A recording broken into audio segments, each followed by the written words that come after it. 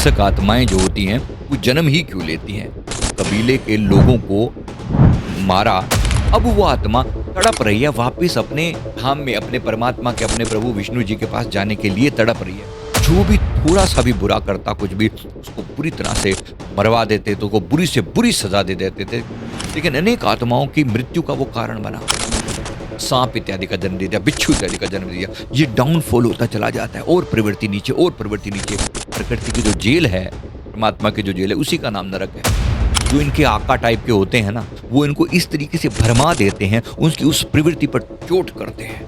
तुम्हारा धर्म खतरे में है, इसलिए ये करो, धर्म युद्ध लड़ो।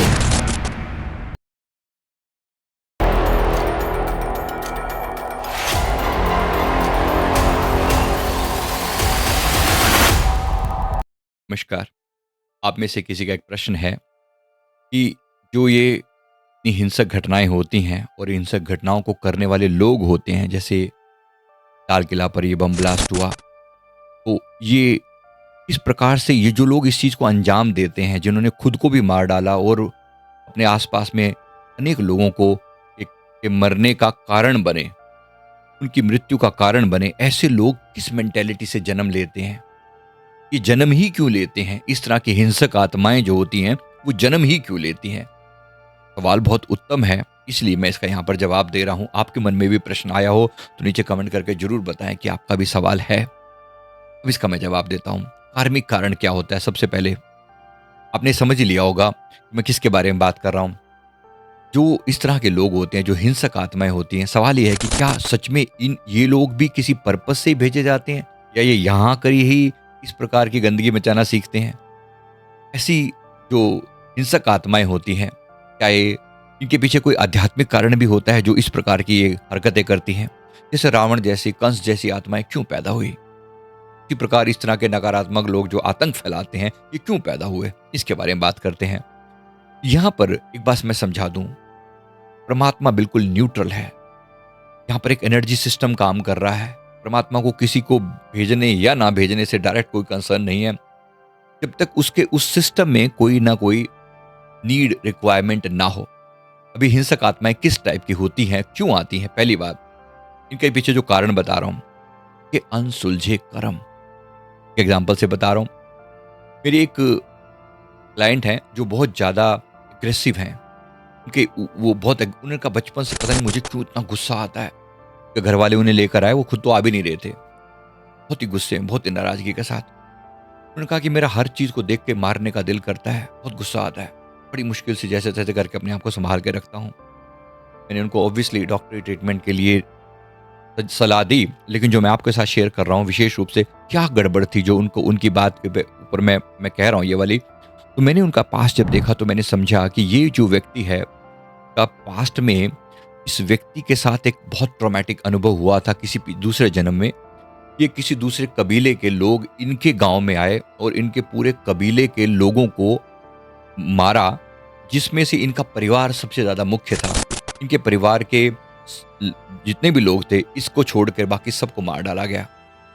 वो जो अंदर दर्द था, वो जो ट्रॉमा था, वो इतना मन में बंध गया कि अगर मेरे पास पावर होती मैं कुछ करता। इनके गुस्से से, फ्रस्ट्रेशन से भरा हुआ वो दिल, वो व्यक्ति आज जो है वो ऐसी हरकतें कर रहा है।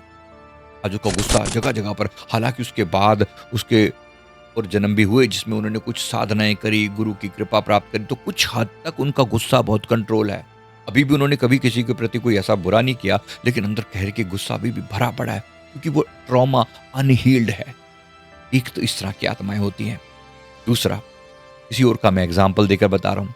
दूसरी आत्माएं वैसी कि कुछ और अनसुलझे कर्म भी होते हैं। जैसे एक व्यक्ति का मैंने देखा, वो किसी प्रदेश के सेनापति थे और उनके अंदर वो हिंसक प्रवृत्ति शुरू से थी।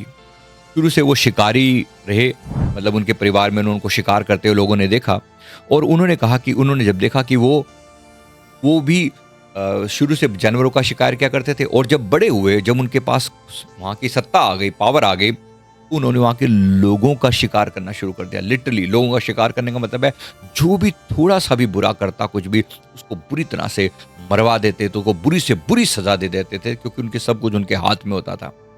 तो गुस्से में विस्फोटक, हिंसक प्रतिक्रिया और कंट्रोल करना, सबको कंट्रोल करना। अनेक कैदियों को उन्होंने क्रूर दंड दिए। वो टेंडेंसी, वो प्रवृत्ति जो पिछले से चली आ रही थी, वो कैरी फॉरवर्ड हो रही है। टेंडेंसी वैसे ही जिस चक्र पर जिए, जिस हिंसा के साथ जिए, उसी हिंसा के साथ कैरी फॉरवर्ड रहे। मजा आता था उनको ऐसा करने में। वो जो मजा है बार बार वही टेंडेंसी करने को, जैसे किसी व्यक्ति को इस तरह की दंडगी या नेगेटिविटी करने की आदत पड़ जाती है, हालांकि उनको सजा मिलती है, उसके बावजूद भी हर जो हिंसक व्यक्ति होता है जेल में जाकर सुधर थोड़ी जाता है, और हिंसक भी हो सकता है। ये उन लोग होते हैं जो सुधरते नहीं और हिंसक हो जाते हैं। तीसरा कारण बताता हूँ कि पीछे मैंने देखा, कलेक्टिव शैडो को इकट्ठा करना। कलेक्टिव शैडो का मतलब क्या होता है? इसका मतलब ये होता है कि ये जो डार्क रोल निभाने वाली जो आत्माएं हैं, समाज के सामूहिक अंधेरे को उजागर करती हैं, ताकि सभ्यता को जगाकर सुधार की ओर बढ़ा जा सके। ये आत्माएं खुद नहीं जानती कि वो एक बहुत कठोर भूमिका निभा रही होती हैं, लेकिन उनके कर्म दुनिया को एक लेसन जरूर देते हैं। इसका मतलब यह है कि समाज की जो कलेक्टिव शैडो है, कलेक्टिव शैडो का मतलब क्या होता है? यहाँ पर सारे समाज में किसी तरह की गंदगी मची हुई, जैसे अत्याचार हो रहे हैं लेडीज के ऊपर, मान लो। अब ये एक नहीं, दो नहीं, अनेक जगहों पर हो रहे हैं, अनेक जगहों पर हो रहे हैं। अब एक व्यक्ति उनमें से ऐसा निकलता है जो अपने पर कोई अत्याचार इस तरीके से करता है कि वो चीज़ एकदम उजागर हो जाती है। उजागर हो जाती है मतलब वो एकदम से कलेक्टिवली दुनिया के सामने आ जाती है। फिर उसके ऊपर आवाज़ उठती है और सब लोग उसको चेंज करने के लिए, समाज में एक चेंज की लहर उठती है उस हिंसा के कारण। उस हिंसा के कारण एक चेंज की लहर उठती है और फिर अनेक लोग फिर समाज में कुछ उसके लिए जो भी सुधार रिक्वायर्ड होते हैं, संविधान में चेंज या कानून बनाना है, या समाज में एक जागरूकता आती है। उस हिंसा की वजह से समाज की जो कलेक्टिव डार्कनेस थी, इकट्ठी जो जगह जगह हो रही थी, जो प्रकट नहीं हो रही थी, वो किसी माध्यम से प्रकट होने लगती है। तो ये उसका भी परिचायक होती हैं। कुछ आत्माएं इस प्रकार की होती हैं। इनके साथ साथ एक और चीज जो होती है, कुछ आत्माएं ऐसी भी होती हैं जो स्वयं को ट्रांसफॉर्म करवाने के लिए ऐसा करती हैं। इसका मतलब क्या है? उदाहरण के लिए आपको पता होगा, जब रावण कोई सदा से रावण नहीं था। रावण का जो पहले का जन्म था, आपने सुना होगा उनके बारे में कि वो वास्तव में जय विजय नाम के जो द्वारपाल थे भगवान के द्वार पर, मतलब थे तो वो शुद्ध आत्माएं, लेकिन उनसे कुछ गलती हुई और उनका डाउनफॉल हुआ। अहंकार की वजह से उनका डाउनफॉल हुआ। अब वो आत्मा तड़प रही है वापिस अपने धाम में, अपने परमात्मा के, अपने प्रभु विष्णु जी के पास जाने के लिए तड़प रही है। वो क्या कर रही है? धरती पर आकर वो बुरे से बुरा कर्म कर रही है, ताकि भगवान उसे मारने के लिए आए, कि पाप का घड़ा भर जाए और भगवान उसका संहार करें, ताकि उसके मुक्ति प्राप्त और वापस आत्मा अपने वहां पर पहुंच सके।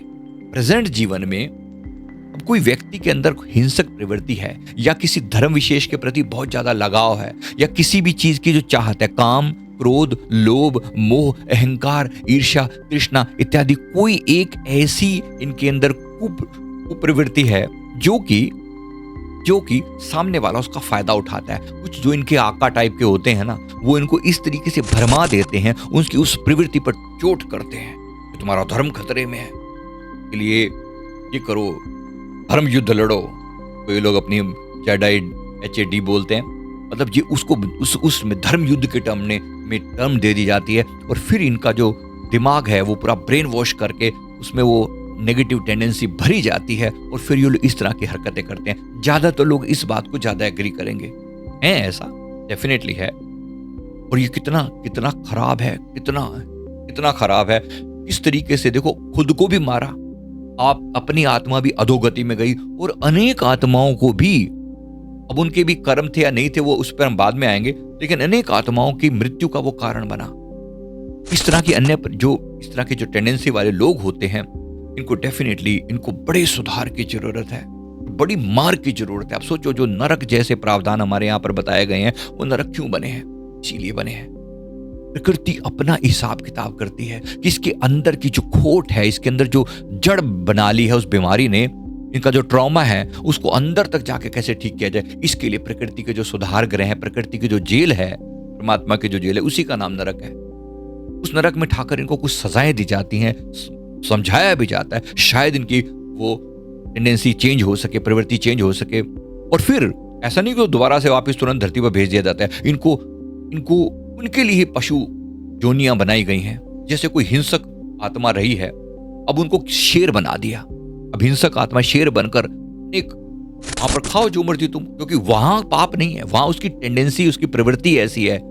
एक शेर मांस खा रहा है, किसी को मार के खा रहा है, वो उसको लिए पाप नहीं है। आप हम लोगों के लिए जो जो समझ रखते हैं, उसके लिए उसकी प्रवृत्ति ही ऐसी है। परमात्मा ने उसको बनाया, प्रकृति ने उसको बनाया ऐसा है। तो वहां वो सजा पाता है एक जानवर के रूप में जन्म लेकर। वो लंबी समाज सजा चलती है, फिर उसको और सॉफ्ट बनाया जाता है। ऐसा नहीं है कि वो प्रकृति उसको ऐसे छोड़ देती है, उसको अन्य जन्म दिए जाते हैं, जैसे हियना लक्कड़ बग्गे का जन्म दे दिया, मांस खा रहा है पूरी तरह से, या उस तरह की हिंसक प्रवृत्ति में अभी भी है, फिर उसको थोड़ा और सॉफ्ट बनाया जाता है, जैसे सूअर का जन्म दे दिया और नीचे भेजा जाता है, जैसे सांप इत्यादि का जन्म दे दिया, बिच्छू इत्यादि का जन्म दे दिया। ये डाउनफॉल होता चला जाता है, और प्रवृत्ति नीचे और प्रवृत्ति नीचे, फिर कहीं जाकर वो वृक्ष इत्यादि बनाए जाते हैं, फिर कहीं जाकर फिर उनका अपग्रेडेशन का साइकिल शुरू होता है, बिल्कुल एकदम धरातल पर जाकर फिर जाके इनको वापस भेजा जाता है। कुछ भी बुरा करवा सकता है, ऐसा ना हो इसके लिए अपने लोभ को भी कंट्रोल करो। इसी तरह से क्रोध है, क्रोध को कोई भी भड़का सकता है, भड़का कर आपसे कोई भी बुरा काम हो सकता है। आपसे ऐसा ना हो इसके लिए अपने टेंडेंसीज पर, अपने डार्क सेल्फ पर काम करो। इसी को कर्मा क्लींजिंग बोलते हैं, इसको शैडो क्लींजिंग बोलते हैं हम अपनी भाषा में। बहुत सारे वीडियोस के टॉपिक पर पहले भी बनाए, शैडो क्लींजिंग, कर्मा क्लींजिंग के ऊपर। कर्मा को क्लींज करो ताकि आगे आपके अंदर वो टेंडेंसी जो है समाप्त हो सके और आपका अंदर चेंज आ सके। उम्मीद करता हूँ वीडियो जरूर अच्छा लगा होगा। वीडियो लाइक करें, कमेंट करें, चैनल को जरूर सब्सक्राइब कर लें।